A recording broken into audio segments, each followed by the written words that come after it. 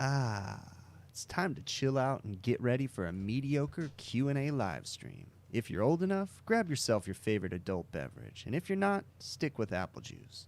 Put your feet up and relax. If you have any questions, feel free to ask them in the chat. And now let's cue up the intro music.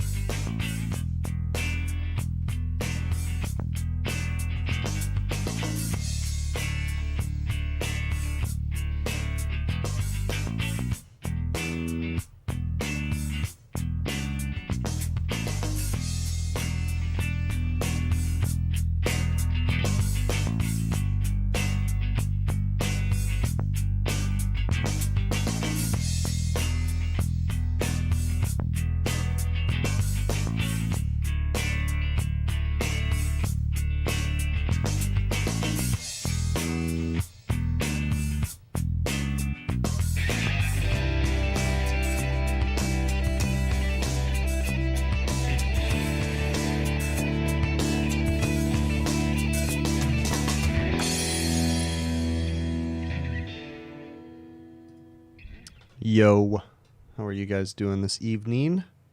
It's a trip here in Southern California. It was 90 degrees outside today. This last weekend, I went to a service call on Saturday. I was wearing a sweater and a beanie. It was like Saturday evening, and it was like cold. And we have such bipolar weather here. It's kind of crazy. So hopefully you guys are doing okay. I know that there's a lot of new COVID stuff happening across the country, so stay safe and hang in there because, here in California, we've been dealing with the shutdowns. Pretty much we haven't opened back up versus another, lots of parts of the country. And I'm not getting political or anything here, but a lot of the parts of the country open back up. So, I could only imagine opening back up and then closing back down has got to be crazy. See, here we've been fighting to get them to open back up in general, and it hasn't happened. So, hey, you know what? Just bear with it. Hopefully work stays steady for you guys, and you guys can keep on working through it all. And, you guys don't have any issues with, staying busy and that kind of stuff. So definitely a crazy time. Again, we don't get political in here as far as, all that crap. So leave all that out. But, just hopefully everybody does good and stays busy and can, keep going, keep the income coming in kind of a thing. You know what I'm saying? It's been kind of crazy here, up and down as far as the weather. It's been cold, so we kind of slowed down a bit. Then we had a little heat snap today, and then it's going to cool down again. So it's kind of a trip there. Let's see. Right on. Thanks. I do want to address the fact that I really, really need to thank all of you guys that are in here watching these streams and all of you that subscribe to my channel and support us. It is so awesome, guys. Thank you so very much. I really do appreciate it. I see so many people asking me for shout outs and acknowledgments and different things like that. There's so many. It's so hard. I don't do shout outs in general, but it's so hard to get to all of them. It's very humbling to get all your guys' emails and different things like that. It's a trip. So thank you guys so very much for being there. Do me a favor, if you could, please smash the like button, get it up there. Really does help out the channel. as far as recognition from YouTube and stuff. So please, please. And keep an eye out, guys, because I saw something happen where something new. I saw a Google moderator bot pop up in the chat and delete someone's comment. Alex, thank you so very much for that super chat, bud. Definitely not needed, but it's much appreciated. Okay, thank you. But yeah, there was a Google moderator bot that popped up in the chat very early on and deleted someone. So keep an eye out for that, because I have no control over a Google. It was like a Google team moderator bot. That's a trip. So watch out for that.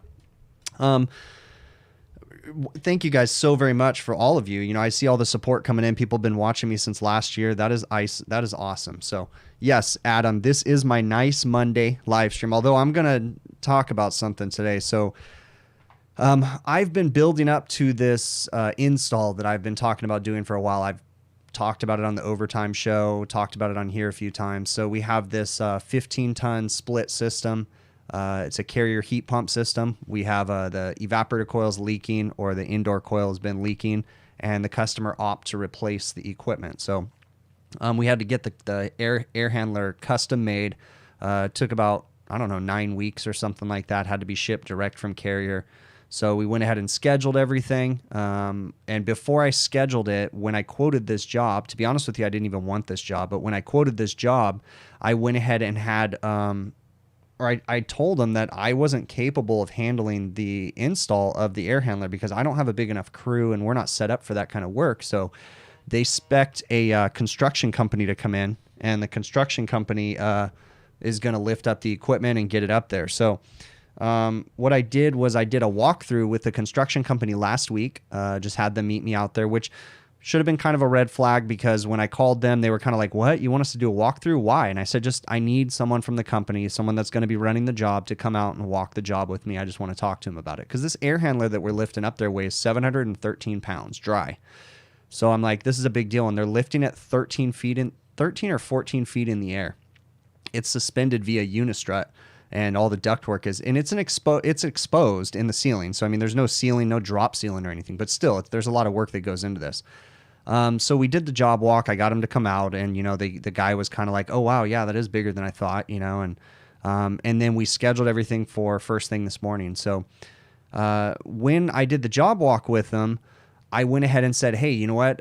You guys go ahead and handle scheduling everything, because I really had nothing to do with the rest of the job until they had the unit placed." Okay, and then I never got any emails from them. So I went ahead and emailed them later in that week and said, "Hey, what's going on? I never heard from you guys." And they said, "Oh yeah, everything's scheduled for this upcoming Monday morning. Be ready, 6 a.m. We're going to have the lift." And the only thing I had to do for this job was just had to deliver the air handler. So myself and a couple of my guys, we showed up this morning at 6 a.m. We backed in there, dropped off the air handler. The manager, I forgot to mention too, that the manager, they never notified the manager. So luckily I called her late last week and said, "Hey, did they tell you?" And she said no. And then we got everything figured out. So the manager showed up super early. We got to the job and they dropped off their scissor lift. The scissor lift was dropped by one of the rental companies, and myself and one of their technicians was looking at the scissor lift, and we're like, "This scissor lift is not big enough." They were going to lift a 15-ton air handler that's 7 feet long and almost 6 feet wide with just a standard, the smallest scissor lift that they make. And this isn't going to happen. So then the rest of their foremen showed up and everything, and then they realized they made a big mistake. They misjudged the weight, which I told them the weight from the beginning. This is how much this unit is, how big it is. That's why I did a job walk with them. So they misjudged everything. They couldn't make it happen, and they ended up having to leave the job today. But back up a little bit more. Before I left this morning, I said, "Hey, here's my number. Give me a call if you guys run into any problems," because I had told them I planned on being there tomorrow to do my part of the job, which was hooking it up, vacuuming it down, changing the dryers and all that stuff. I never got a call from them. Never once. Actually, the restaurant general manager called me just to talk to me and bitch basically and say, "You know what? These guys got the wrong equipment lift. They made me show up super early." And I was pissed too, because I had to show up super early for no reason, you know. The reason why I'm telling you guys this, you got to take ownership of your work. You've got to take control, okay? This is one that felt really uncomfortable to me, because usually I'm in control, okay? Usually I'm the one pulling the strings and orchestrating everything. But this time, I let the construction company run the lift and all that stuff, and I wasn't the one coordinating them. okay? And they just can't seem to get their stuff together. Oh yeah, and that they didn't show up with enough technicians either to do the it was just a mess. Like, what a cluster F, okay? So take ownership of your jobs, all right? That really just pissed me off, and it makes me reluctant. Like, I was scared to leave that air handler there because that air handler cost me almost $5,000. And it's like, and I'm leaving that there for these guys to, what are they like? I'm so freaked out thinking that they're going to, you know, drop this thing from 15 feet in the air or something, you know? And this is the kind of stuff, you know, for those guys that ask me, you know, I get the emails and there's nothing wrong with this, but those guys that ask me, hey, what's it like to be a business owner? Here you go. You got to think out everybody else's work and you got to micromanage. And I hate micromanaging. It seems so dumb. But guess what, guys? Common sense just doesn't seem so common anymore. It really doesn't. It's sad. You know, it's just sad because I feel like, you know, in the future, they're going to look back and they're going to be like, wow, that was a dip, you know, in innovation and everything in this century. It just seems like right now, everybody is just thinking out of their ass. But hey, life happens. You got to move on. So tomorrow's going to be a better day. Hopefully I'll get into this, but that's just how the days go, man. It definitely, it makes it frustrating sometimes. So, all right. Well, we're going to get into this. I got, as usual, a bunch of stuff I want to cover, and then I want to address the chat too. So do me a favor. If you guys have questions or things you want to cover in the chat, do your questions or comments in caps lock. That way I notice them. Okay. Now, lately there's been more and more people coming to these streams, so it's a lot more difficult, getting into it's a lot more difficult for me to get to every single question. Okay, so if I miss your question, okay, feel free to keep posting it, but if I miss it, don't be offended. It's just hard to get to them. Okay, send me an email and I'll definitely either get it on the list or send you an email back. Okay, so I'm gonna get to what I have on this. So question that I have, okay, and Brian's asking the question in the chat right now, and I believe he's the one that sent me this in my email too. Where do I see the industry in 10 years? Okay, where do I see the industry going? If this isn't the question that you sent me, Brian, then, but it's funny because it's kind of the same question that you're asking me. So where do I see the industry in 10 years? Where's it going? Okay, refrigerant wise, I see us going to completely hydrocarbon refrigerants. I'm talking for refrigeration and all that stuff. I just see it that way. Now, I know there's all kinds of headaches and fear and scares and yes, but I just see us going to hydrocarbons. Okay, so that's where I see it with that. I predict that, you know, I've said this many times before. I predict that residential systems are going to go fully hydrocarbon too. And I wouldn't be the least bit surprised if they don't go to some type of hydronic system. I've said this before, like a chiller outside that's pumping some kind of fluid inside. So that way you're keeping the hydrocarbon refrigerants out of the house and then just doing some sort of a chiller system. I just, for some reason, think that that's going to be something in the future, a viable way to introduce hydrocarbons into the residential market. Hydrocarbons, for those of you that don't know, are flammable refrigerants, okay? Right now, the most common hydrocarbon refrigerants, I don't know if they're the only ones, but the most common ones are R290, which is ultra refined, highly purified propane, okay? And then R600, which is isobutane, okay? So those are the two most common in refrigeration at the moment. I'm sure there's more stuff coming down the pipeline, but at this moment, those are the ones that the powers that be deem to be the most safe as far as the environment and, you know, all that stuff. That I'm not super smart when it comes to those numbers, but that's just what I see, okay? As far as industry training, schooling, and that kind of stuff, Connor, thank you so very much for that super chat. That is awesome, bud. Again, not needed, but thank you very much. Okay. Where I see the industry going is, you know, I hope that trade schools are still around. I hope that there's physical in-person classes still around, but I'm worried that they're not going to be, okay? Because the advent of online education is becoming more and more popular. I'm a fan of people getting their hands on things and doing a proper apprenticeship. But, you know, the way that things are going with the virus and all this different crazy stuff, I wouldn't be surprised if there's a stronger and stronger push for online education. It's interesting. It's kind of a bummer because, you know, coming up in the trade, I got my hands on tools and went to school and did an apprenticeship and, you know, that kind of stuff. So it's kind of crazy, but that's just where I see it going. Let me see what else we got going on in the chat here. Okay. Do I do any residential jobs? No, I do not do residential jobs. Alexander's Refrigeration. He said, firing bad customers. How do you deal about it? You just don't answer the phone or explain. Well, it really depends on the situation. So I've told the story before of, I was working at a bar one time, and the bartender was actually the manager, was just being rude, just downright rude. And she was trying to belittle me in front of her customers. Because she had a horrible ice machine that I basically told her that she needed to replace. But unfortunately, the machine was so dirty that I had to clean it first before I could tell that the nickel plating was completely coming off the evaporator.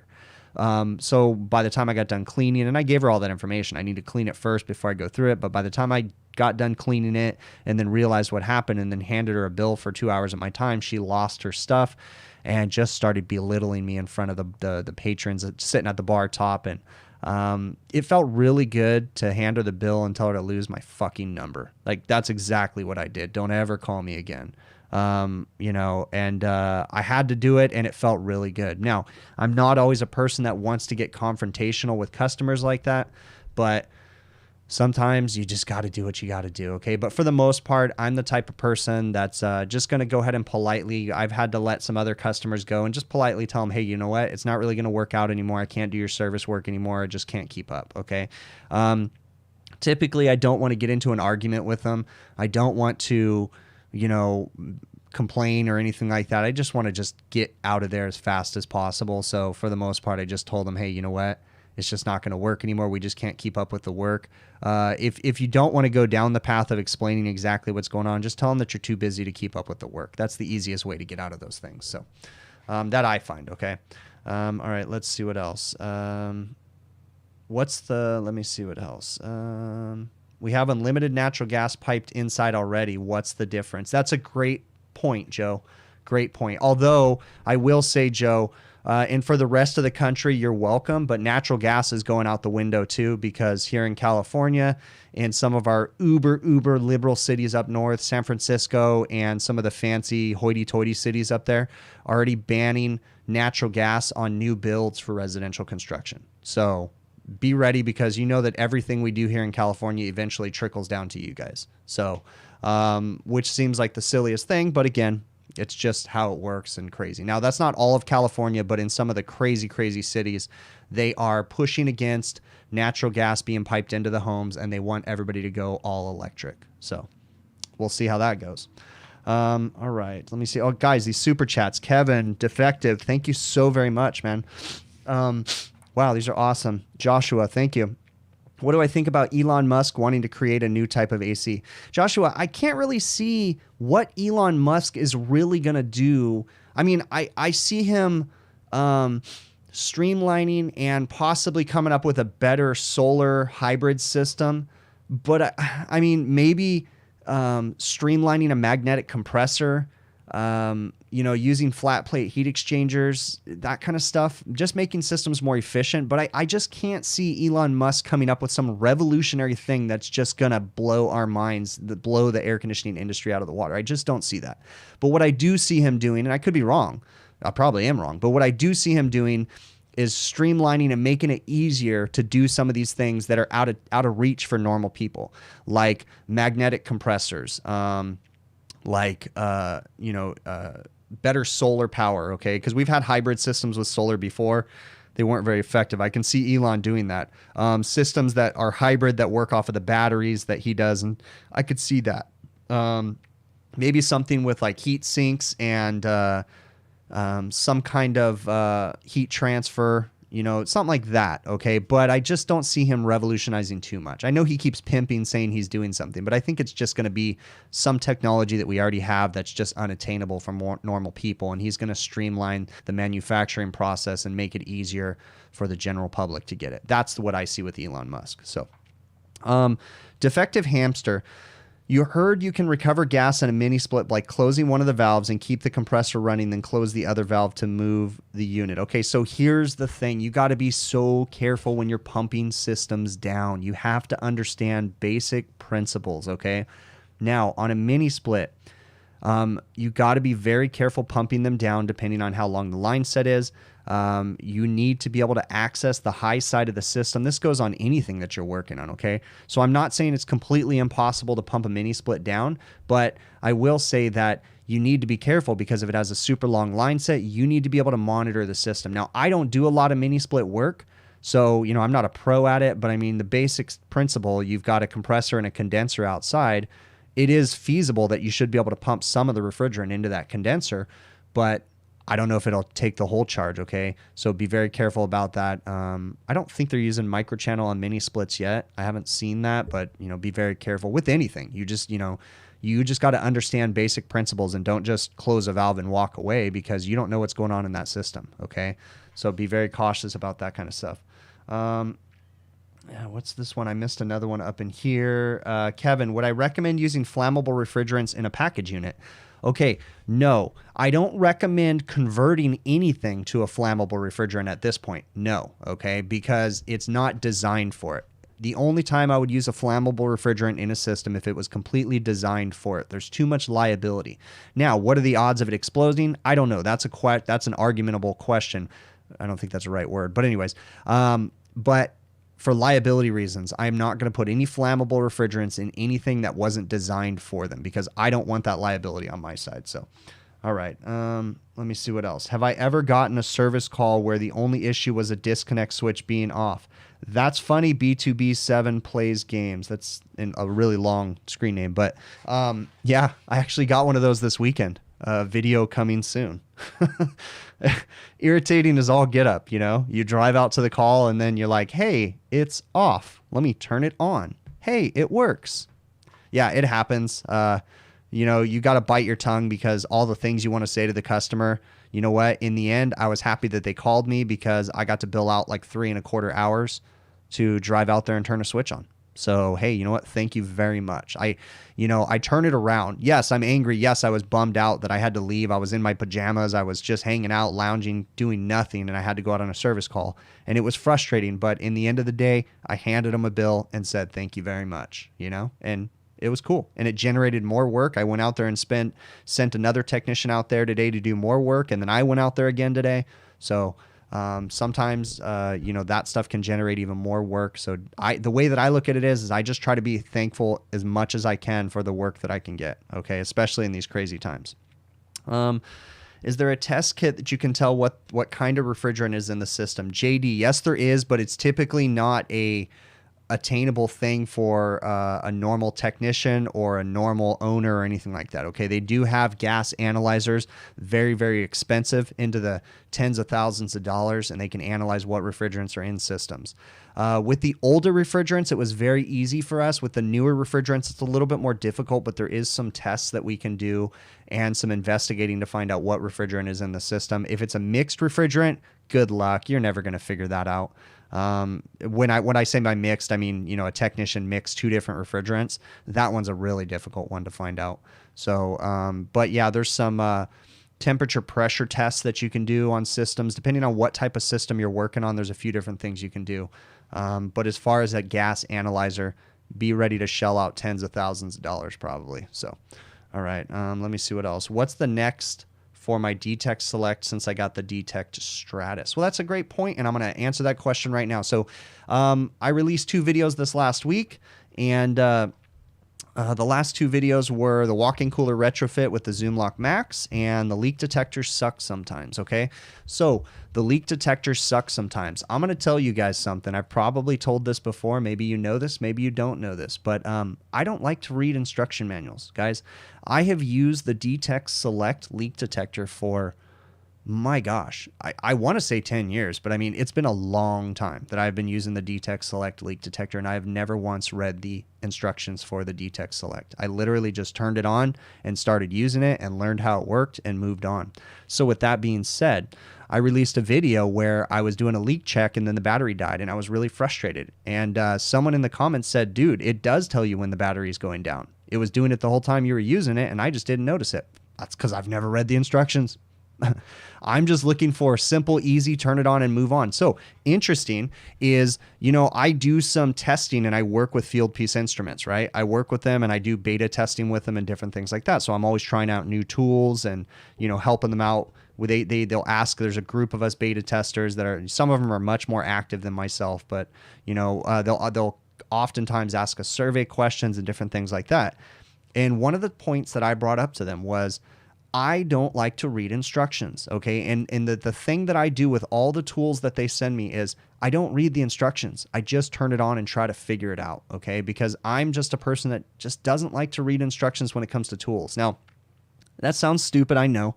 Installation manuals, I will read an installation manual for a package unit and stuff like that, especially if it has something I've never done before. But most of the time for tools, I just turn them on and try to figure them out.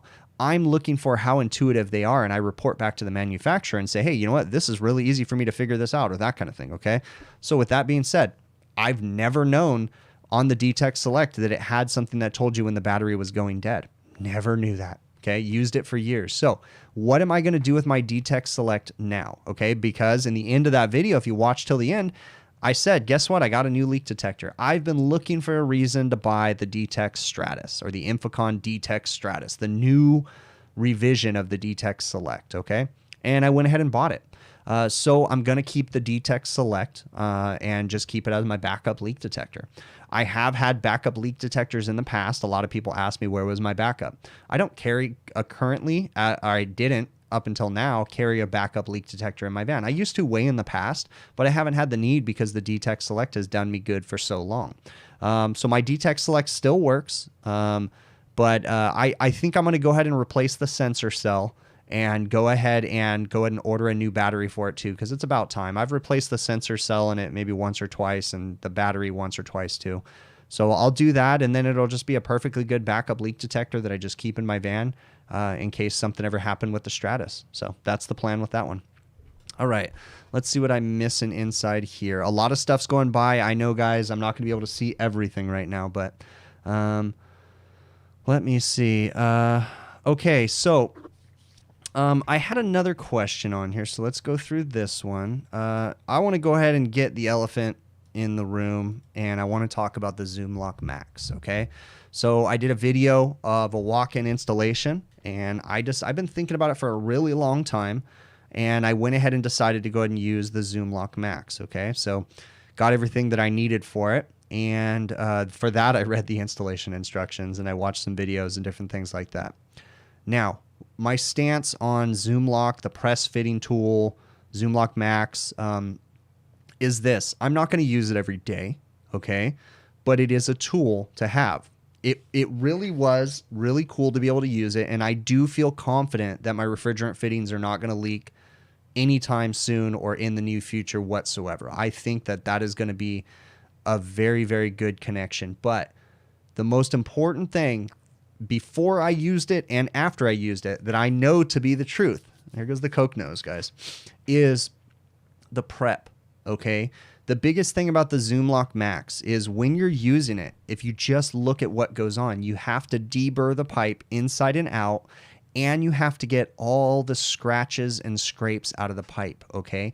If there is deep gouges, if you can feel them with your fingernail, they're too deep. You need to clean those and buff them out. So they say to take some 180 grit sandpaper, sand it down, okay, circular motions, and then buff it out with the Brillo pad that they give you, or the Scotch-Brite pad, whatever you want to use, and make sure that it's clean and shiny and a soft surface and there's no nicks, okay? Because you have to think that that O-ring is going to go over the pipe, and if there's a crack running, through the pipe and the O-ring's just covering it, then the refrigerant's going to go under that, through the crack under the O-ring and leak out, okay? So, yes, there's a lot more prep that goes into that, but if you are thorough, okay, and you are doing your job, then it's really not that different, okay? There's so much that changes in our industry, right? People don't like change. Hell, I don't like change, okay? It's just inevitable, though, that things are going to change and new technologies are going to come out, all right? Again, I said I'm not going to use the Zoom Lock Max every single time, but I will use it again. I feel confident in it, okay? Plus, it's backed by Sporlan. I mean, and Sporlan there's a reason why I work with Spoilin is because I trust them. Okay, their slogan at the beginning of my videos: quality, integrity, and tradition. Okay, the quality and integrity. I'm not going to go deep into this, but that does exist within that company, the quality and integrity. Okay, I believe that they are good people there, and I believe that they feel confident that this product is going to last. Okay, so that's all we're going to say about that. I will use it again. It's a great tool to have, and when it comes to hot work permits, fire watches, and different things like that, certain places don't let you braise. That's a great resource.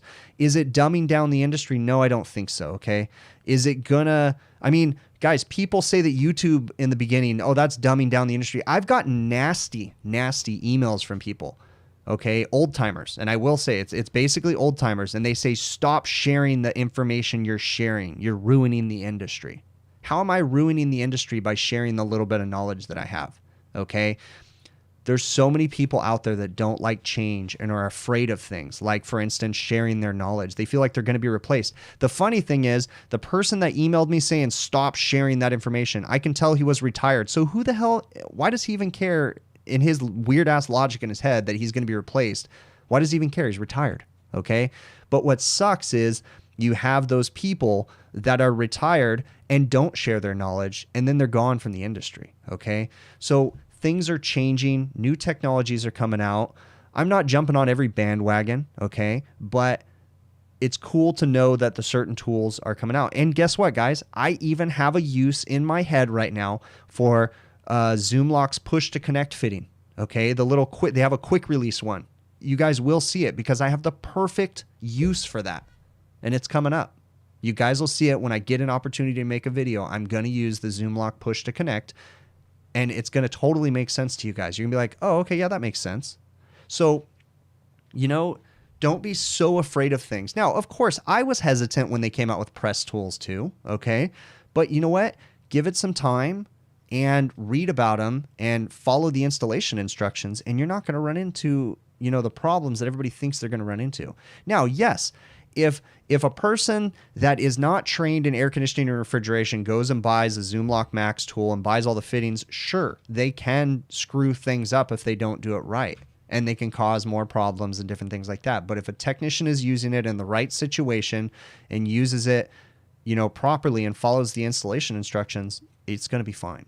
Okay, so let me see what else we got in here. Does everyone in here know an asshole old timer? I'm probably an asshole old timer, but I've met them over my time in the career. Do I always have to use dryers on refrigeration condensers? Yes, anytime. A refrigeration dryer is there to clean the system, okay? The dryers do different things. Some of them remove moisture. They have more stuff, desiccant inside of them that removes moisture. Some of them catch sediment. There's just filters, okay? It looks like a liquid line dryer, but it's literally just a filter. You know, different there. It's a strainer, whatever you want to call it. I've seen suction line filters, suction line filter dryers. Some of them have different chemicals in them to remove waxes and different things like that. So, but they're there to clean the system up. Okay. So anytime we open a refrigeration system, we want to change the dryer. Okay. Don't be lazy and not change the dryer. Right. All right. Let me see what else we have in here. Have I ever accidentally braised on a pressurized joint? I've done it purposely, actually. I've purposely braised on pressurized joints. For those guys that have been in the industry for a while, they've most likely done the same thing. So have you ever had an access valve fail, a king valve on a compressor fail, and you needed to access the system pressures? Well, you buy a saddle tap valve, you turn the system off, you clean the pipe really good, and you braise on a saddle tap, you braise it on, and then when you're all done, you pierce it. And it's like a bullet piercing valve, but it's permanent. So yeah, I've braised on pressurized systems before. I've braised on flammable refrigerants before. Okay, you just got to know what you're doing, be careful, be cautious, and you know, just try to think ahead and think of the worst case scenario and plan for it. So, all right. Let's see what we have in here. Did I always want to go into HVAC, or did I originally want to go to school for something else? So I grew up working for my father. When I was in high school, I took architectural drafting classes all years of high school, and I took auto body classes all years of high school, freshman through senior, for architectural drafting and auto body. So I entertained the idea of going to school for drafting, and I also entertained the idea of going to school for auto body, working on cars, fixing cars and stuff. Right about my junior year, I started being poached, I guess you can say, or approached by a Marine Corps recruiter. My junior year, well, I would say probably my sophomore year into my junior year, I think it was actually, I was approached by a Marine Corps recruiter. I took the ASVAB test, and I decided I wanted to go into the Marine Corps. I ended up not, and in a weird way, it's one of my biggest regrets was not joining the Marine Corps. Ironically, my little brother ended up joining the Marine Corps, and I kind of wonder if that had something to do with it. But anyways, I ended up not joining the Marine Corps. And in a way, I regret it, but in another way, I don't, because I might not be here, because that was in 1999, 2000. So I would have been 18 in 2001, and I more than likely would have been overseas, and, that was a crazy time. So, but it is kind of a regret that I kind of wish I would have done it, but, of course I wouldn't. I'm happy with my family and stuff, so I didn't want to change anything. So, yeah, so I thought about becoming an architect, and I also thought about working on cars. I decided not to go into the Marine Corps. I went to work for an auto body shop during high school towards the end, and started working on cars. And then one day just looked at my boss, who was a really nice guy, but I just said, you know what, I don't want to be him. So I asked my dad if I can come to work for him full time. And that was in 2002, a year after high school. And I've been here ever since doing this. So the short answer to your question is yes, I did want to do something else, but I changed my mind. So let me see what else. Does Carrier make a winter cover for the AC portion of the unit that heats and cools? Yeah, there's many air conditioning covers for, I don't know if it's Carrier, but many companies make air conditioning covers for your outdoor units. But if it's a heat pump outside, you obviously don't want to put a cover over it. So be cautious about that. But if it's an air conditioner straight cool only outside, yeah, you can get a cover for it. That way it just doesn't get covered in snow and stuff like that. Just remember, if you're going to do that, you got to make sure you uncover it before you turn it on for the first cooling call, basically, okay? Because there's nothing worse than having to call a service technician to have them come out and take a blanket off of your air conditioner. So they need to make a live stream that you can see who is on the other side of the video. You can do stuff like that. It's just, I've done it before, but the problem is you just never know who's going to pop up on the other side of the screen, so it can be dangerous. Have I ever had a catastrophic pressure loss while working on a system? Yeah, working on a 410A package unit out in the desert when it was, no joke, 120 degrees, and I was charging this, or I was checking refrigerant pressures, and I was triaging ACs because they had multiple ACs down, and I was working on one, and I walked over to go do something else, and all of a sudden I heard the big boom, and then just refrigerant flying everywhere, and my refrigerant hose is just blowing all over.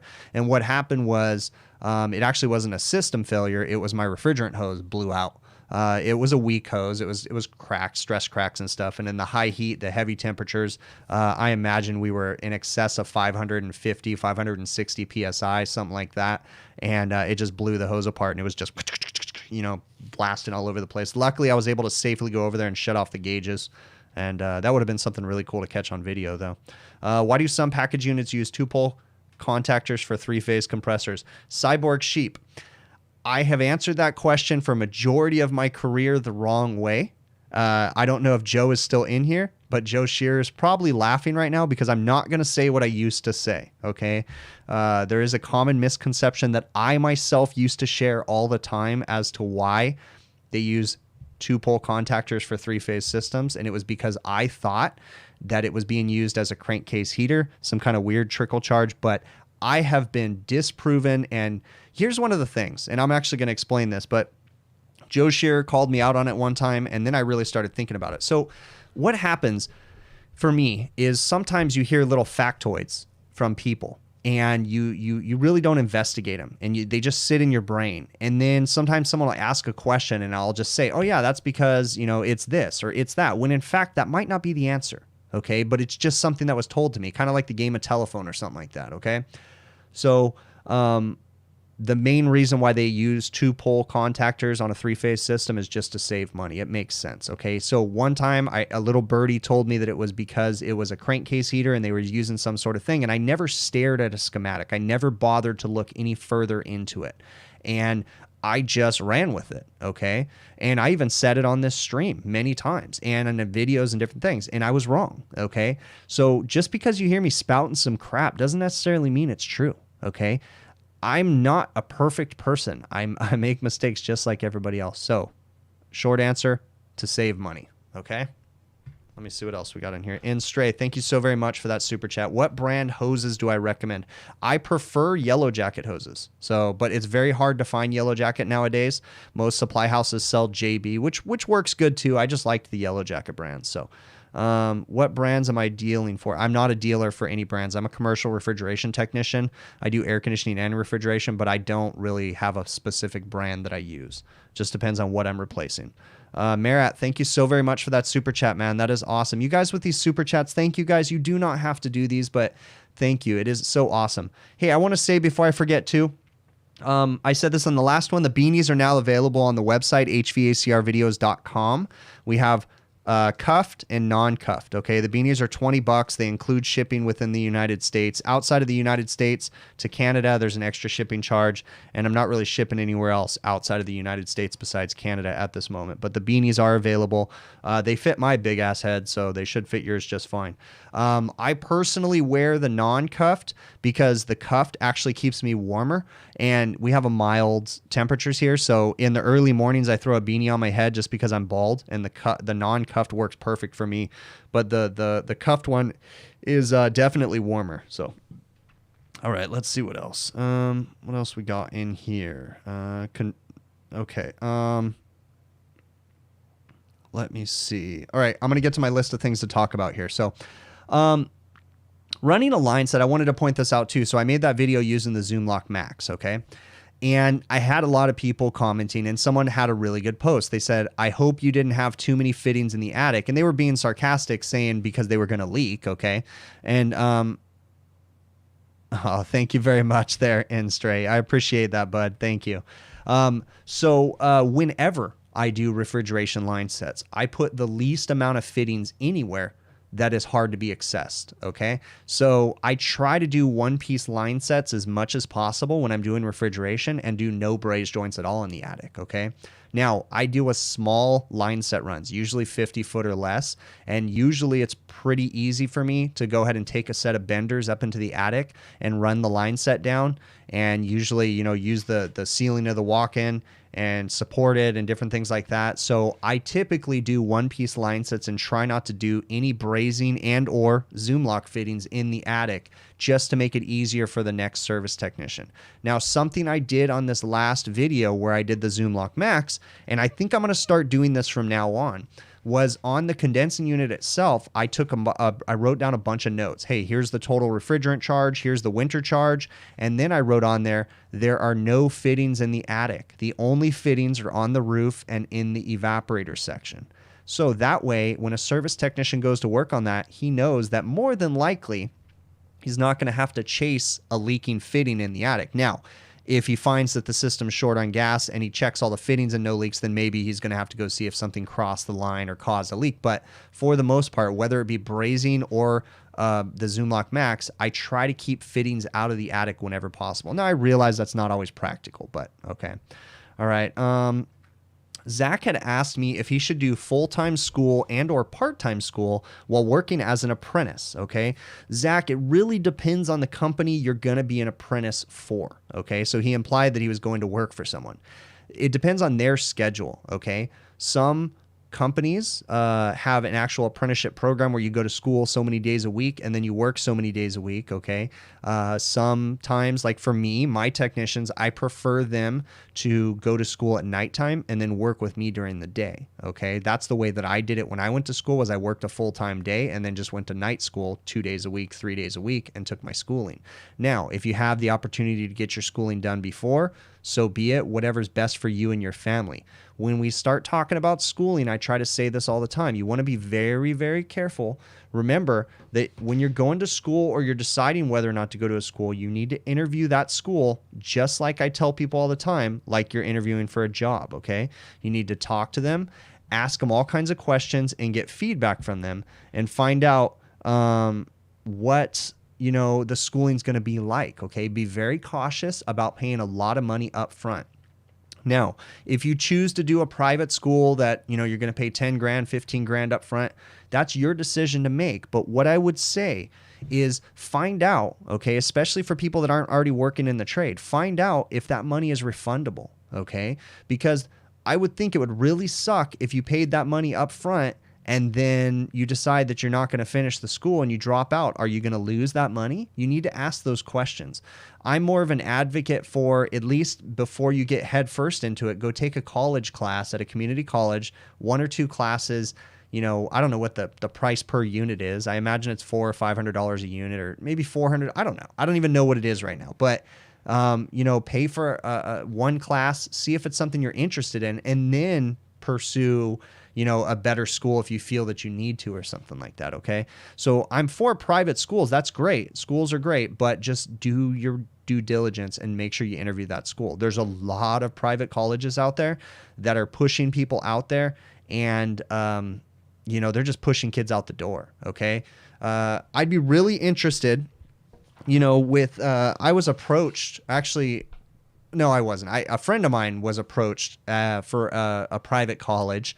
And what he found was he actually got in trouble for reprimanding the students because, basically the students were going to pass his class because they weren't keeping up the things. And the school was mad at him because, no, they don't do that at that private school. They got to meet the numbers. They have quotas of students that they have to get out the door. Okay. So, yeah, that bothers me. If you can't kick a student out for being a dumbass, then that's not a legit school. Like, no, that's ridiculous. Okay. So, rant over on that one, okay? These super chats, guys, thank you so very much, okay? How do you gain more customers? Texas State Mechanical. Okay, that's a difficult one. We have lucked out in that a lot of our customers have been referrals, word of mouth customers. I do have my company name on the side of my van, but I don't get advertisement from that. People don't call me from that number. For the most part, my customers refer me to other customers, and it kind of builds from there. So for the guys that want to get into restaurants and stuff like that, it's a difficult thing, especially if you want to get into chain restaurants, okay? So I'd highly suggest looking into becoming an authorized warranty company or something like that for some of these refrigeration equipment manufacturers. That might get your foot in the door. But as far as getting in with the corporate office, that's a whole nother thing. It's kind of difficult. So, I'm probably not the best person to give you advice on how to get into those. But yeah. All right. Let me see. Do me a favor, guys. Smash that like button. Okay. We're at 470 viewers and 199 likes. Do me a favor. Please smash it. Okay. All right. Let me see. What am I missing down in my list of things? I'll get to the chat here in a few minutes. I just want to get some of these things. So Dan had asked me a question about a walk-in freezer, and he said, does a walk-in freezer have to have a subcooler on it? Okay. So the answer is no. Now, I didn't know where else that question was going to go, but in my response to him, because that was an email, Brandon Youngbar, thank you so very much. I'll answer this real quick. At my house, I have a really crappy, oversized Arco Air 4-ton gas-fired split system at my house. So it's an Arco Air system. Nothing wrong with Arco Air. It's just it's an oversized system. My ductwork leaks. We have a negative air balance in the house. It's a mess. One of these days, I keep saying this, but I'll do a video just showing how bad my system is.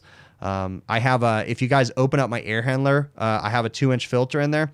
And I have a C-clamp sitting on top holding the filter down because I don't have a filter rack inside my furnace. So it's a pretty cool little system I got going on in there. So right underneath the blower motor, I just have a heavy weight holding the filter down so that way the air doesn't suck the filter up and bypass it.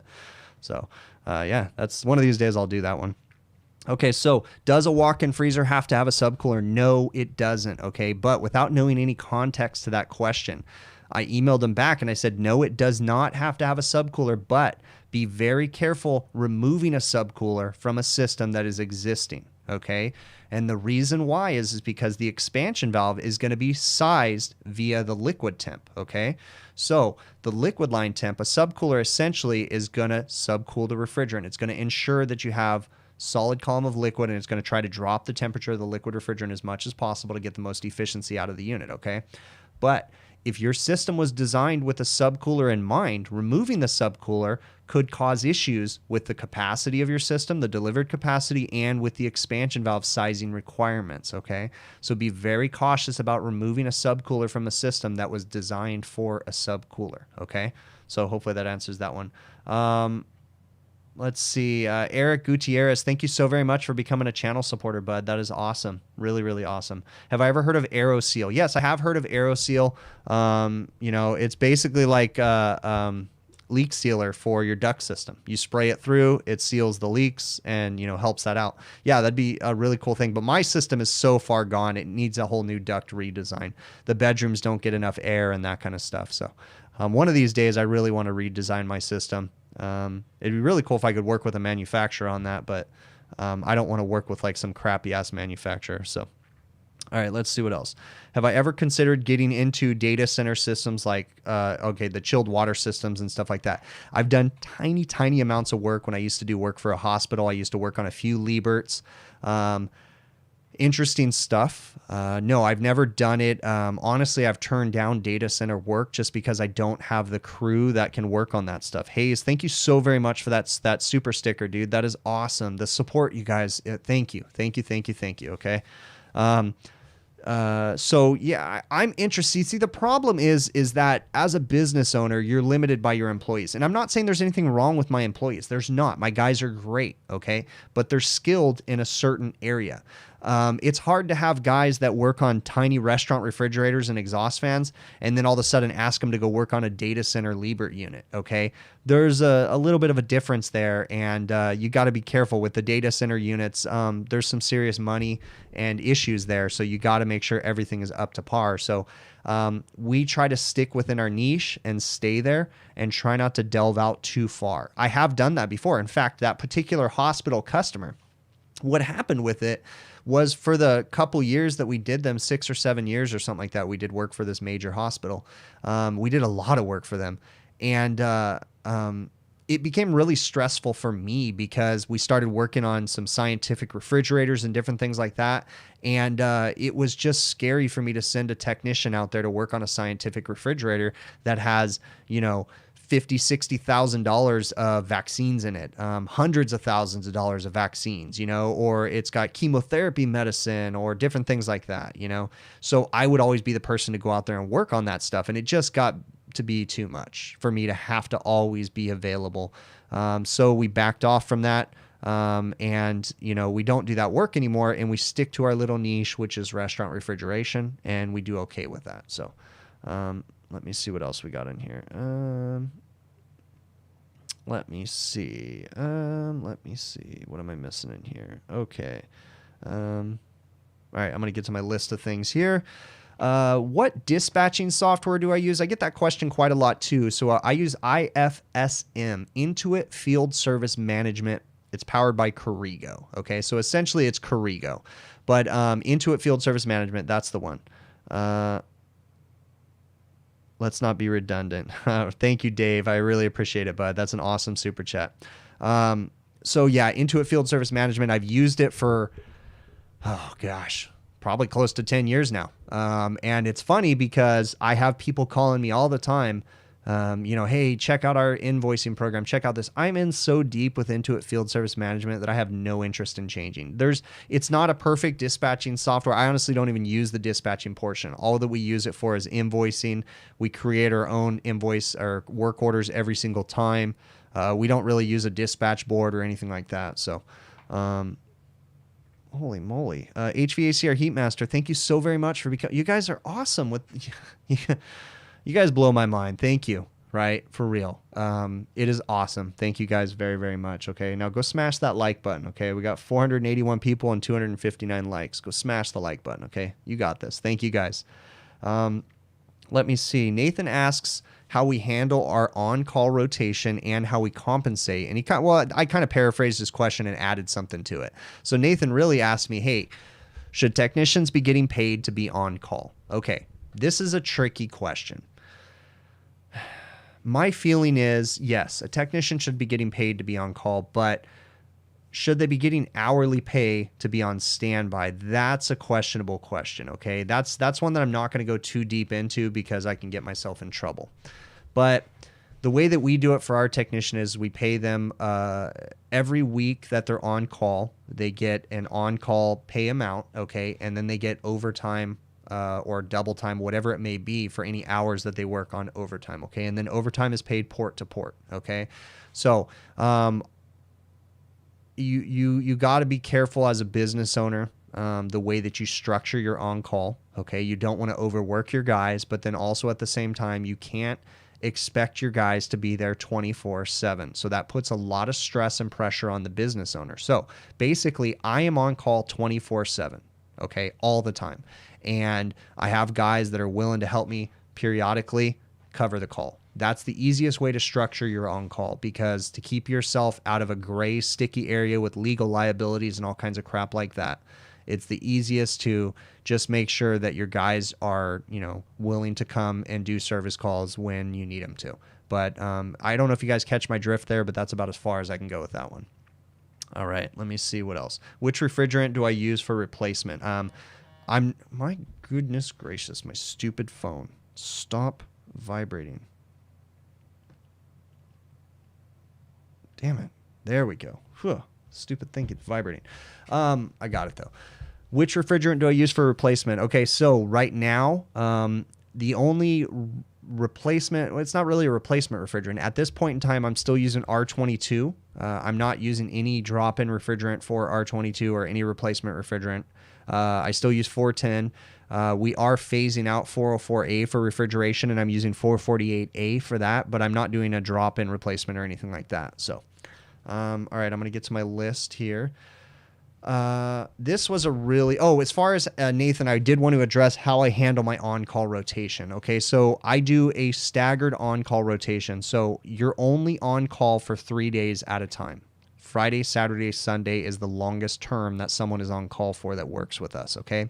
We split Monday through Thursday for all the other technicians. So one guy gets Friday, Saturday, Sunday, and the rest of us split up Friday through Thursday. And that schedule rotates. So I'm not going to get every Monday. I'm not going to get every Tuesday. Every week I rotate until you're on call for the weekend, and then you rotate out and then move on. So we do like a staggered rotation. We schedule it for the entire year. So I have the entire year planned out, and then everybody just looks and knows when, and lets us know if they're going to be able to cover their call and stuff. So, all right, let me see what else we got in here. Okay, this is a great question. So Scott had asked me about winter charge. Okay, we talk about this quite often on my channel. Head pressure control valves, flooded condensers require extra refrigerant they require extra refrigerant, but it's typically only used during the winter time. So that way you can flood the condenser to maintain higher head pressure and or to maintain a pressure differential across your expansion valve. Okay, I've talked about it in nausea, I don't even know what I'm trying to say, but I've talked about it a million times. Okay, so Scott asked me, is there a better way to calculate the flooded charge other than heating up the receiver? And yes, there's several other ways to calculate the flooded charge. Okay, the easiest way is to go there on the coldest day of the year and add refrigerant until the sight glass is clear. That's the easiest one, okay? Now, the hard part about that is knowing when the coldest day of the year is going to be. That can be tricky, okay? So that one's kind of unpractical, okay? It doesn't really make sense. The next one is going to be to lean on the manufacturer. The manufacturer of that equipment will sometimes publish data on how much extra refrigerant you need to do. Now, they have calculated the internal volume of the condenser. They know how low that condensing unit is rated to operate. Okay, is it rated to operate in -20? Then those numbers are going to be whatever they make them be. All right, what they do is they calculate the internal volume of the condenser, and they know how much extra refrigerant to add to the system. So if you can lean on the manufacturer, do so. If you're dealing with a microchannel condenser, you have to lean on the manufacturer, okay? I take that back. Your best bet is to lean on the manufacturer. My method that I've talked about several times will work on a microchannel and will work on a tube and fin condenser, as that is to put the maximum amount of refrigerant in the system. Fill the receiver up to 3/4 of the way while it's pumped down. Okay, but there's some danger involved in that. You have to follow some safety practices and make sure that you're doing things right. Okay, and theoretically, you can add more refrigerant than the system needs. When you get into giant supermarket systems and stuff like that, that can become a little impractical because you know, it can take a lot of extra refrigerant that's not needed, and that can be, you know, thousands and thousands of dollars. Okay. Now, one of the best ways to do it is if you're working on a tube and fin condenser, a standard copper tube and aluminum or whatever fin condenser, is to look up the Sporlan document 90-30-1, and it outlines how to measure the refrigerant condenser, calculate the internal volume, and calculate how much extra refrigerant you have to add to flood that condenser to whatever, you know, percentage that you want it to be flooded at. Okay, so yes, there is a couple different methods. You don't necessarily have to heat up the receiver. Now, there's some flaws in some of those methods. Today, I went on a service call where I walked up to a walk-in cooler that was working properly and the sight glass was clear. Okay, so but I was curious, is it low on refrigerant? And I don't know, because the sight glass is clear. It's an expansion valve system that has a head pressure control valve, and it has a receiver. So how do I know? And it was warm outside. So how do I know when I went out there at that moment if it had the right amount of refrigerant in it? I don't. And there's no way to know, because unless you wait for it to go down. Okay. So, excuse me. If you're going out there and you walk up to it, now, the only way in that situation is to know how much refrigerant should be in that system and heat up the receiver and have it marked, okay? So in my situation, I didn't mark it the last time I worked on it, okay? So I had to add refrigerant until I was at 3/4 of a receiver, and it actually was low, and I did find a refrigerant leak. I suspected a leak in the system, okay? Now, using the Sporlan 90-30-1 method, I would not have found it because the sight glass wasn't flashing, and I didn't, you know, I was there for something else, okay? But I just suspected that there was a leak. So I pumped it down. I found that the liquid level was lower than I thought it should be on the condenser. I filled it up to 3/4, and then I found several leaks, okay? So sometimes the 90-30-1 method or the manufacturer's method, or, you know, isn't going to necessarily work, because if you, in that certain circumstance, when you walk up to the system and it's working properly and you just suspect that there's a leak, there's no way of knowing until it gets really cold and the system stops operating properly. Okay. Unless in that situation, what I did when I was all done was I went ahead and filled up the receiver to the 3/4 mark and then took a yellow paint marker and marked it. So that from this point forward, I know that I filled it up to that level. Okay. All right. Let me get to the chat here. Nose is itching like crazy. How do I know if the building air balance is out of whack? You can usually feel it. There's some crude methods. You can take a match or a light piece of paper and blow it out and just watch the smoke flow. You can take smoke bombs and different things like that. You can actually get a manometer and measure the pressure differential from the inside of the building to the outside of the building to know how negative and or positive it is. Okay. But the easiest way is just open the door and feel the air. When you crack the door with all the other building doors shut and all the exhaust fans and all the air conditioners running, if you crack the door, if there's air rushing in through that crack, the building's negative. If there's air blowing out through that crack, the building's positive. Typically, in my area, we want our buildings to be ever so slightly positive, okay? You know, that's typically what we want them to be. Dallas, thank you so very much for that super chat, man. You guys with this support is awesome. Thank you, thank you, thank you. All right. Am I going to change out my home AC, and when I do it, can I make a video on it? Yeah, I definitely will one of these days. So I really have been thinking about putting a mini split in my kid's garage, because we have a 3-car garage, and the first, you know, the 1-car part has been turned into a bedroom kind of. And I thought about putting a mini split in there, just because it gets so dang hot in my kid's room in there. But I don't know. Maybe if I redesign my system. No, I can't. I was going to say maybe I can duct it into the house. But the problem with ducting that garage room into the house is that it's not a permitted room. So if you duct it into the house, theoretically, that's part of the garage, and you can have some safety issues there. So no, I wouldn't duct that garage room into the house, because I wouldn't want carbon monoxide or, you know, gases or anything like that to come from the garage through the duct system into the house. Have I came across a mixed refrigerant in the field, and was there equipment damage? In my situations, yes, I have come across mixed refrigerants, but no, it was not damaged. The system wasn't operating properly. I did a standing pressure test. It didn't make sense. I removed the refrigerant and weighed in the factory charge or the factory recommended refrigerant, and it worked fine. So, and it's still working to this day. All right, let me see what else we have in here. Let me see. Ah, that tea's hot. All right. Silly. Like, these Yeti cups really work, man. I made this tea a half an hour before the live stream, and it's still burning hot.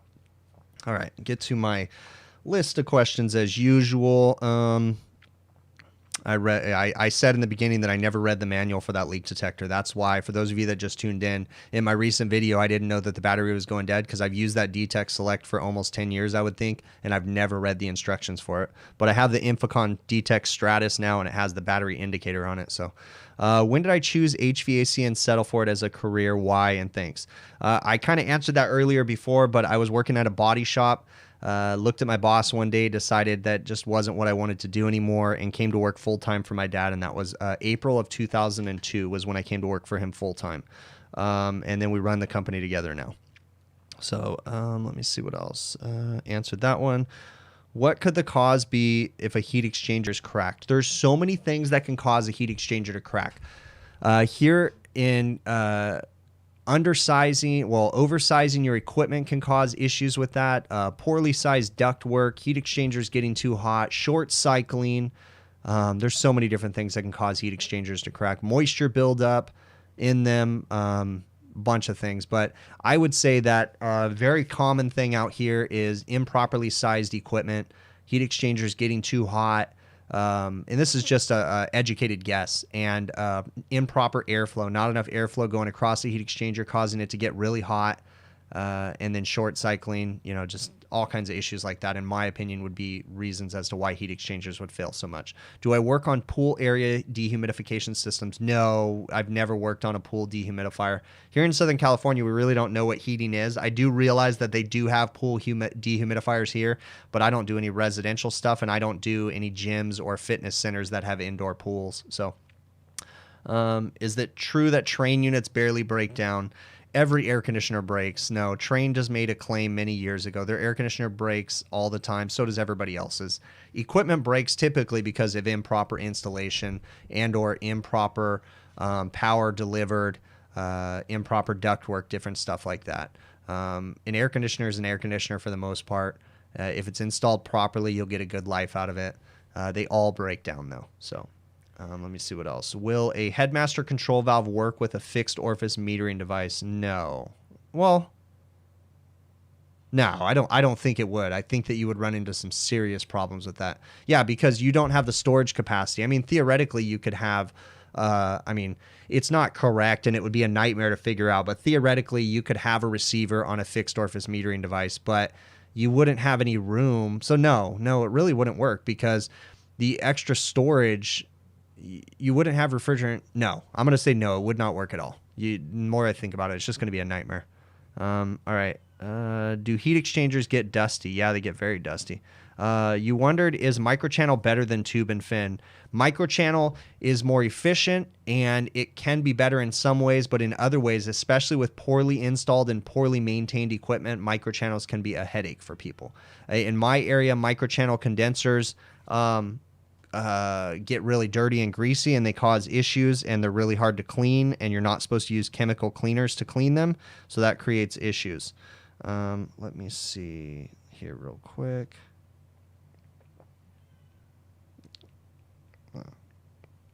Cool. All right. Frank wants to know, and this is a really good question. Frank wanted to know why he finds that compressors have a high failure rate after he puts universal 3-in-1 start kits on them. So a 3-in-1 start kit is, there's a couple, I think, well, there's one main manufacturer, Supco makes them, and I don't know if anybody else makes them, but it's a 3-in-1. It has an overload, a relay, and a capacitor built into it, and they're used on refrigeration systems all the time, okay? So first off, he says, why do compressors always fail after he puts 3-in-1s on them? Okay, I'm going to dissect that question. First off, why are you putting a 3-in-1 on a compressor in the first place? More than likely because the starting components failed. If the starting components failed, what caused the starting components that came with the compressor to originally fail? Okay. Now, I don't like 3-in-1s, but I'm not going to say that his compressor keeps going bad or compressors keep going bad because it's the 3-in-1 necessarily. Okay. And I'm going to explain why. Why did he put it on there in the first place? I prefer to use OEM starting components, but OEM starting components can also continually fail too. Okay.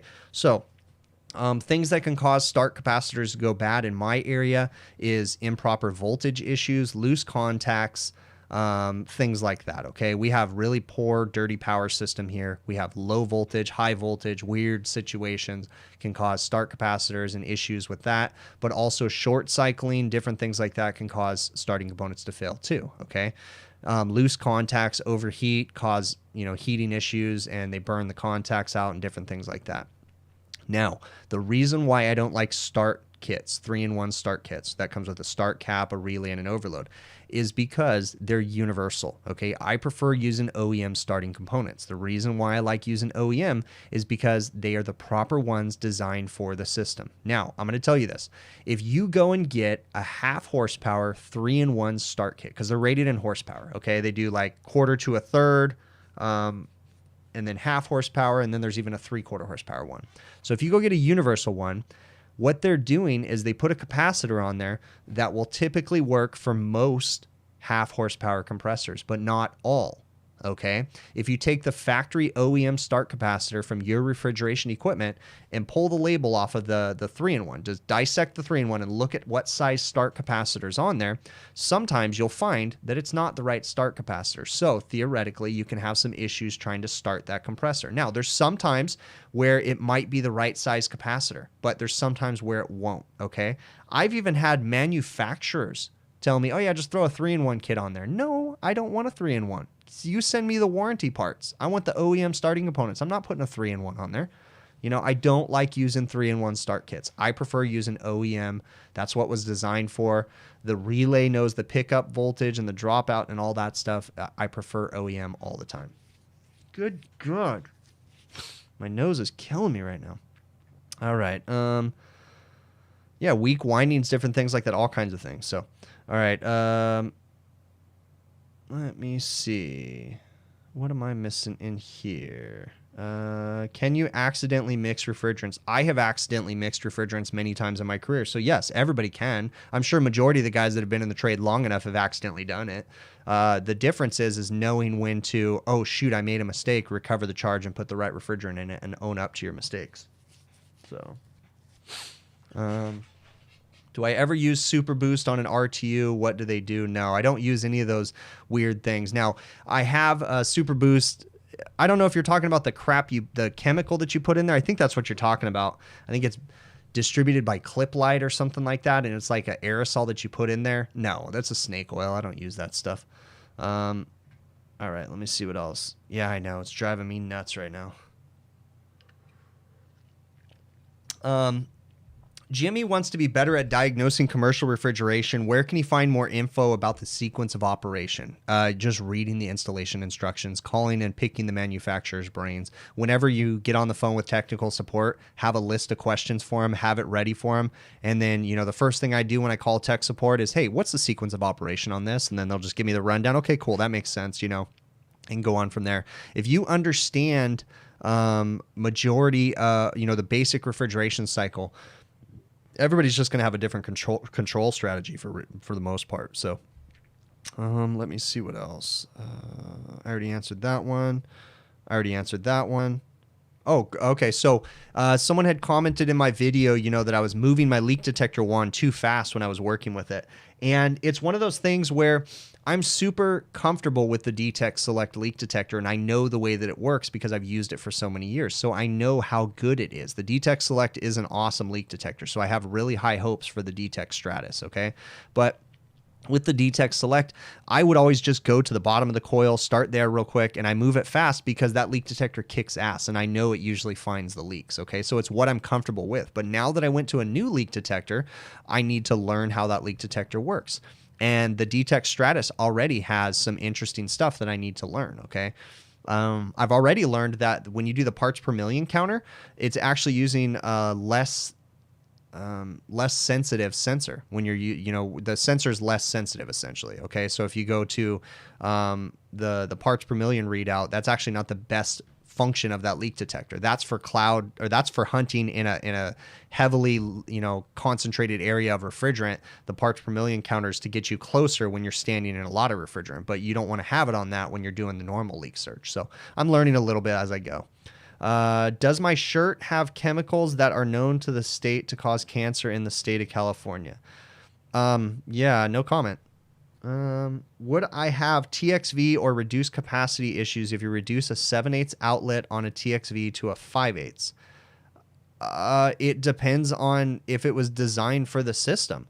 I mean, if the TXV, it really depends on delivered BTU capacity and how big your distributor that the TXV is going to. The reason why a TXV would have a 7/8 inch outlet is because it more than likely is designed to have a certain amount of distributor tubes going to it. If you're going to use a TXV that was designed for an OEM that has the same rated capacity but just has too big of an outlet, then no, there's nothing wrong with reducing that down so long as you're going to you have the right size TXV. So I hope that makes sense to you. Man, this is like a comic joke with my nose right now. The Luigi fan, thank you so very much for that super chat, man. You clean the shelves and evaporators of refrigerated cases at your job. Would it be worthwhile to get a cheap leak detector just to check on things? No, I wouldn't even think about it, because you're going to get blamed for something at your job. So in order to do proper leak checks and stuff like that, it's best to have the system off, and you have to make sure that it's properly pressurized and stuff. So no, I wouldn't be touching that if that's not your job there. Can I do a beginning video with basics on how some of these things work? You know, a bunch of people love them. Yeah, that'd be interesting. Maybe I could work on something like that. Does pineapple go on pizza? Yes, it does, Chris Anderson. And if you think it doesn't, you're dead to me. So, all right. How detrimental to a system is an undersized suction line? Undersized suction line can be really bad to a system, because if it's not sized for proper oil return going back to the compressor, you're going to end up with a giant pool of oil eventually stuck in your evaporator, especially if your evaporator is lower than your condenser. Properly sized suction lines are really important. Now, there is a little bit of margin, like fudge room, when it comes to those, but you got to make sure that you size them accordingly. Another really important thing, it doesn't matter whether you're dealing with residential, commercial, scientific, or anything like that. If you buy a condensing unit, let's just say a residential air conditioner, right? And the stub on the suction line coming out of the condensing unit outside is 7/8. That doesn't necessarily mean that requires a 7/8 inch line set going to that evaporator. Okay, if your evaporator has a 7/8 inch line going, the suction line coming out of it, doesn't necessarily mean that you're supposed to go 7/8 all the way down to the condensing unit. Okay, same thing with refrigeration. The stubs on the equipment do not determine the refrigerant line size. Okay, it is not wrong or crazy to see lines go up or down from what's on the stubs of the condensing unit or the evaporator, because you need to size your refrigerant lines for proper refrigerant velocity and proper oil return. Okay, your liquid line and your suction lines need to be sized correctly. Okay, so you don't necessarily just because it has a 3/8 7/8 doesn't mean that you always go with 3/8 7/8 line set. Now, on some residential equipment, that might be logical to assume that, but you always need to pay attention to how long the line set is, and you need to pay attention to proper required refrigerant velocity and oil return. Let me see. Multiple evaporator system on one compressor and only one evap is calling. Why the low evap saturation pressures? Because if you think about it, we call those compressor killers, because I have those a lot. Multiplex systems. Like I have I work on those Chirac racks all the time, and they have Chirac pan chillers, right? And so you usually have like 1, 2, 3, 4, 5, 6 medium temperature refrigerated base sections, right? That have 6 evaporators and on one circuit, and then you'll have a pan chiller that has 2 evaporators in the pan chiller, okay?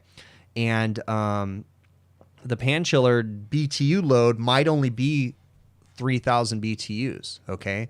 But there's a time when only the pan chiller is going to run, and all the other box or other coils are satisfied, okay, and you have a 2 horsepower, medium to low temp compressor running that just pan chiller area that's 3,000 BTUs, okay, there's nothing staging or unloading the compressor refrigerant coming back or whatever. So the compressor is just going to keep pumping and there's not enough refrigerant coming back to it. So it's going to cause low saturation temperatures, if that makes sense. Okay. I call that compressor killer system. It's basically a multiplex system and then only one circuit calls on that entire multiplex. And then it happens for a long period of time and it actually ends up burning up the compressor with not the proper amount of refrigerant returning to the compressor to cool the windings. It overheats in the summertime and causes failed compressors. Happens a lot on the Hvacr racks. In a perfect world, they go to like a digital scroll compressor and slow it down based on the load of the system. Would be really smart, but I'm not smart enough to design that system. So why wouldn't a compressor run for a true reach-in cooler? It's hard to say. There's a lot of different reasons. No pizza is pizza without anchovies. I've had anchovies on Caesar salad. I've never had anchovies on pizza. Sounds interesting though. All right, let me see what else we got in here. This is a good question. So Tim had asked me if there's one good thing the customers can do to reduce and or improve, and I'm paraphrasing his question and added a few things to it, and or improve how their systems work and or fail. So basically, as a customer, he's asking, is there something he can do to make his systems work better? And I'm adding to it, or is there something he can do to make my job easier? And yes, there is a lot that a customer can do to make his systems work better and or make the repairman more efficient in the way that he diagnoses things. Pay attention to how your equipment operates. Give us details. Let us know, hey, it seems to be a problem at this time of the day. Hey, I noticed that when it's really hot in the kitchen, this refrigerator doesn't work, okay? That stuff helps us. The more information, the better. Let us maintain your equipment properly and or you maintain your equipment properly, but keep it properly cleaned and don't damage things, okay? There's nothing worse than a restaurant owner letting his cooks maintain his equipment. Guys, the cooks are making minimum wage. They don't give a crap what they do to your multi-$1,000 equipment. So letting them PM your equipment is a recipe for disaster, okay? Either you do it because you can make sure you do it right, or you let a properly trained service technician do it. But don't let your cooks go in there and clean crap, okay? Because it just leads to problems. Trust me from experience, when the cooks try to maintain the equipment, it just leads to headaches. What happens too, once cooks realize that, hey, when I open that up, there's a temperature controller right there. So maybe I'm going to go turn on that because it's not cold enough. Turning a temp control does not necessarily make a box get colder, okay? It causes more issues. So if a box isn't working right and nobody's worked on it at a long time, turning the temp control typically isn't going to fix the problem. There's something wrong there, okay? So understand when to call this service guy. Let the service guy do his job.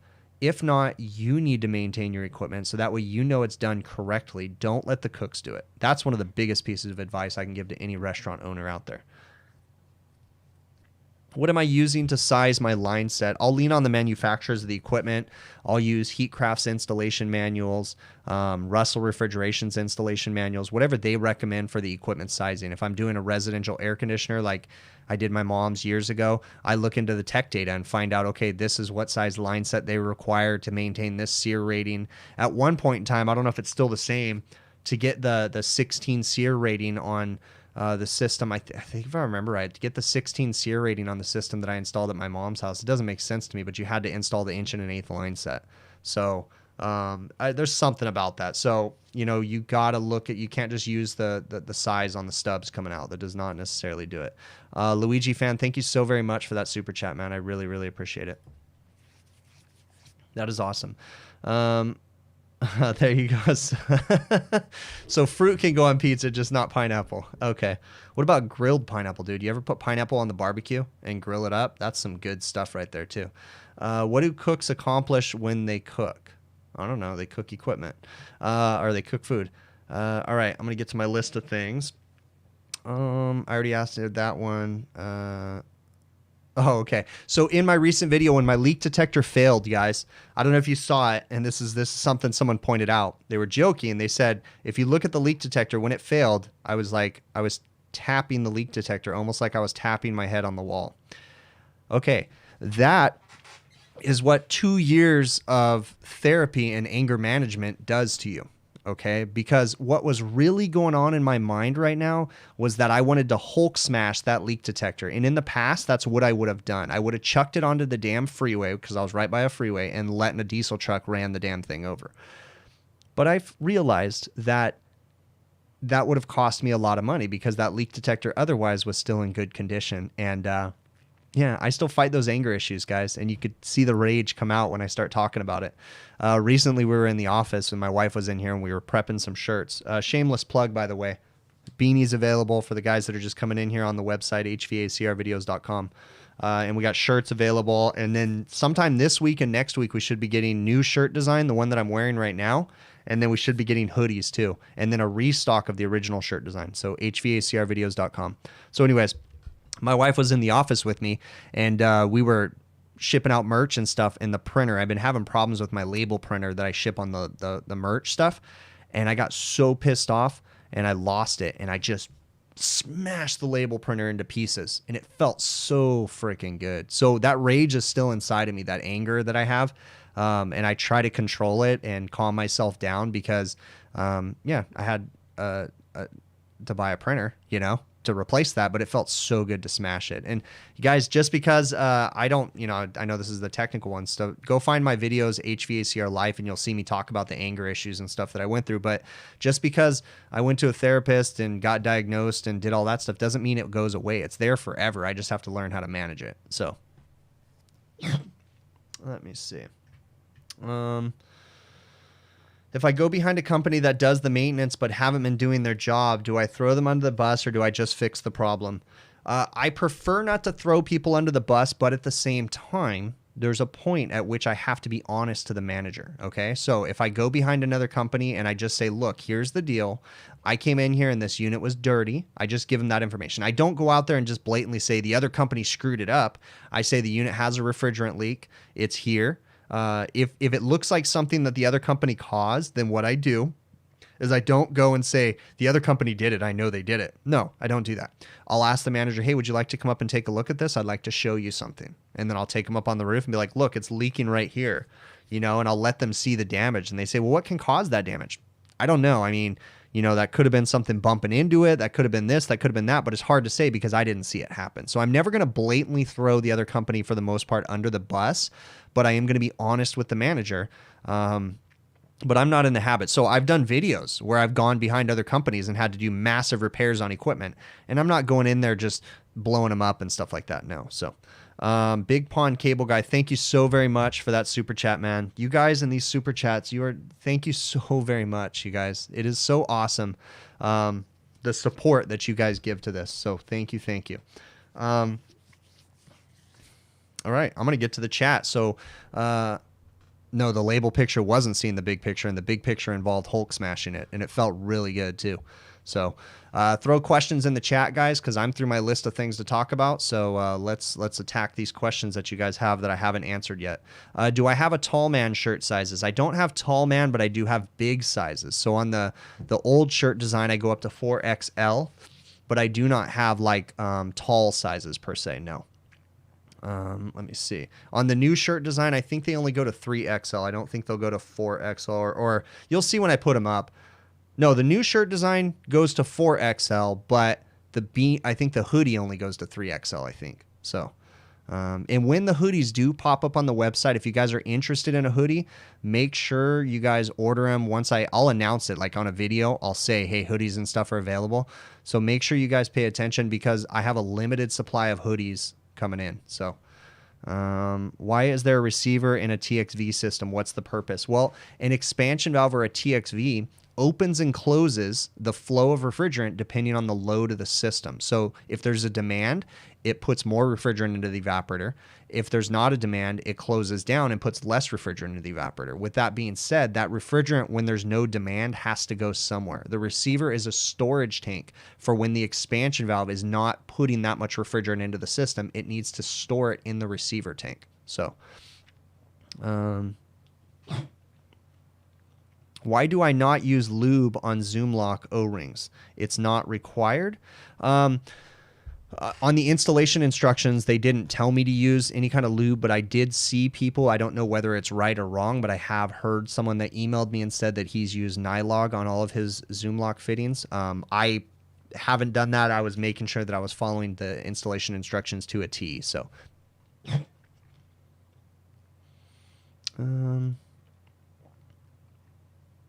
me see. What have I got going on in here? All right. When did I start making the shirts? Probably this last year, I think. No, I released shirts last year, actually, but I gave them away last year, I think. And then this year I made them for sale. I had a website designed and stuff, I think, in like June or July. And I've had the website designed, hvacrvideos.com. So. Let me see what else. TXV is basically a temperature-controlled diaphragm with a sensing bulb. Yeah, that's an easy way to explain it. It controls the refrigerant flow based on the sensing bulb, which opens and closes a diaphragm, and it has a spring on the bottom that counteracts the diaphragm. So yeah, that's a good way. How much can you adjust a motor bracket for a makeup air? It really depends. The real thing that you want to be careful about on a on a makeup air unit is the pulley. You don't want to adjust the pulley open or close too much. The motor bracket, I mean, it's dependent on your belt. Could a variable displacement compressor get rid of the need for a receiver? No, because you'd have to have an oversized condenser. You still have to have a storage device for the refrigerant. So if you oversize your condenser, like most residential air conditioning systems, the condensers are slightly oversized. That's why they don't have a receiver, but they have an expansion valve. The expansion valve closes and opens, and the not needed refrigerant is stored in the condenser because it's oversized. Let's see. Factory spec, if boiler is clean, burner in good shape, etc. How's it howling? I know nothing about boilers, so sorry. Not even going to go there. Other than the shirts and YouTube, do I have any other hobbies? Yeah, YouTube has become a second job for me. Okay, so basically I would say YouTube became my new hobby. Before YouTube, I loved to go backpacking and camping, but unfortunately I haven't done it in so long. It's even before YouTube. It's been a while since I've gone backpacking or hiking. But as far as what I do with the videos, I probably spend 3 to 4 hours every night working on YouTube one way or another, answering emails, answering comments, making videos every night. I spend countless hours every single night busting out on YouTube. When I do a video in general, even a video that's 28 minutes long, probably takes me 3 hours to edit because I watch it 3 times along the process. It's a pain in the butt. And I don't even go crazy on my editing. I really don't. But yeah, they take a long time to do all the work. Is there a difference between Zoom Lock and Zoom Lock Max tool or the fittings? Yes. Okay, Superior, great question. So here's the deal. Parker Sporlan used to be partnered with RLS. RLS is another fitting manufacturer. Parker Sporlan and RLS separated ways. The original Zoom Lock fitting and the original Zoom Lock tool was the RLS brand fitting and the RLS tool. But really, it's just a cloaky crimp tool. Okay, so Sporlan and RLS separated ways, and Sporlan partnered with another company, okay, Connex, or they're another name here, but they partnered with another company and have a different brand of fitting, or are calling it Zoom Lock Max. So it requires a different tool, okay? Actually, not so much the tool, but different jaws, right? So you can still use the original Zoom Lock tool, but you just have to put the different jaw kit on it for the new fittings, the Zoom Lock Max fittings. All right.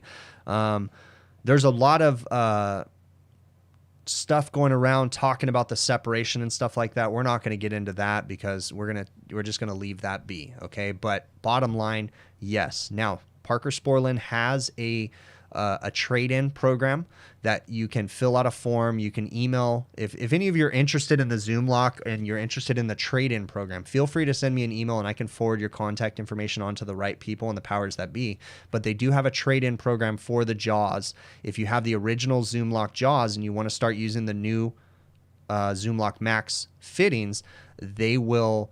you have to fill out a form and they'll call and talk to you about it. And they have a program where they'll trade in, you know, swap out the tool or the jaws or something like that. Okay. So if you guys are interested in that, feel free to send me an email and I can get your name and information over to the powers that be. And I'm sure they can help you out and talk to you more about that. I'm sure there's more that I'm not saying that they know more of. So Dakota Man, thank you so very much. Did I design the Snowflake logo? Okay, so the Snowflake logo has gone through a few different designers. So originally when I started my YouTube channel, my cousin, actually, who's a graphic artist, had kind of helped me out. So she came up with the basic Snowflake design, and then I built upon it. So it's a different design than it is now. We've just changed it and modified it in different ways. But my cousin actually designed my original font scheme and my original Snowflake design. And then I've had it changed and altered and different things we've done to it and stuff like that. Then I found a t-shirt designer and he helped me with the logo for the back of the new shirts. For those that are interested, the new shirt that's coming out is this logo. And this logo on the front, and then my favorite is the flag on the shoulder. We're going to call this the flag shirt. And then my other shirt, the original shirt that I have, is my Big Picture Diagnosis shirt.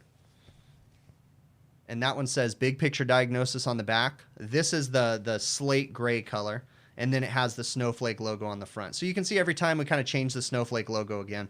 But this is the original design. I still have a whole restock of these coming. These are available in the slate gray, the white, and the black. The new shirt design, when it does come out, is only going to be available in the black. So, and we have sizes from small all the way to 4XL on the shirts. And then we're going to have hoodies too. So, all right. When did I start YouTube? In November of 2017 was when I started my YouTube channel. Originally, I started this YouTube channel to create videos for my own employees. They were training videos. The first 2 videos on my YouTube channel that are still up there to this day were never meant to be public. I'm probably a little bit more direct in those videos, and they're longer videos because I'm showing new technicians. This is how I go through diagnosing and troubleshooting an electrical short and different things like that. So do a backpacking video. I actually have done a backpacking video on a separate YouTube channel that I have. I think it's still up. It was just talking about a campground. It actually wasn't about backpacking. It was just reviewing a campground that my daughter and I had hiked to. And I've toyed with the idea of putting more stuff. I have a personal YouTube channel. I've toyed with the idea of putting more stuff on that. I've toyed with the idea of doing, you know, every once in a blue moon, doing like a family vlog or something like that. I actually shot a video back in August, or July or August, we went up to Lake Arrowhead, our local mountain resort, and we shot like a family video, and I just never edited it. But I've toyed with it, something, you know, doing that. My kids would love it. My kids want to become a vlogging family and all that, you know, YouTube stuff. But I don't know, not really too much into that. Did I see the whale eating the kayak? Yeah, that was really interesting. Yeah, I still want to, but I don't really plan on taking my kayak out into the ocean. It's more for lake fishing, so don't think I'm going to get eaten by a whale in a lake. Do I use phase detectors in anything? I have used phase detectors in the past. I have a phase rotation test in one of my meters that I use.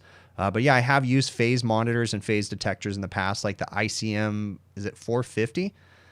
Made by ICM. I don't know the part number, but I've used that to solve some weird voltage issues that I've had in the past and phase losses and different things like that. I'm just knocking out questions. If you guys have them, throw them in the chat. Make sure you put them in caps lock, okay? Let me see what else we got in here. Hello to everybody. Thank you so much for coming in here. Do a little dance on the catwalk. No, thank you. I already answered that one. What is the price range of the Detect Select leak detector I recommend? Okay, so from this point forward, I'm actually going to recommend the Infocon, the Detect 3, which is the new version of the Detect Select, okay? Or you can get the Infocon Stratus. The Infocon Stratus is the new leak detector that I just got. So the Infocon Stratus, I want to say, was $900.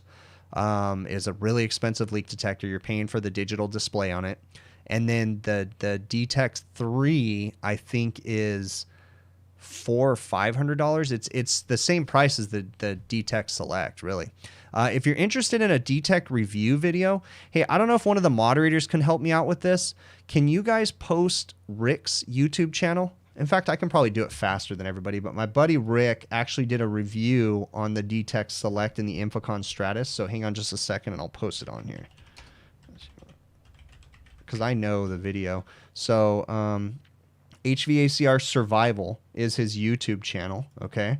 I will post a link to his channel real quick. Control C. I'm going to post it right now. This is Rick's channel. Go subscribe, okay?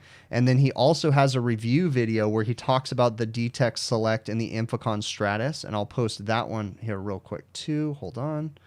And let me hit pause. Holy moly. Hit share. Copy, and I'm going to post the leak detector review video for you right now. Control V.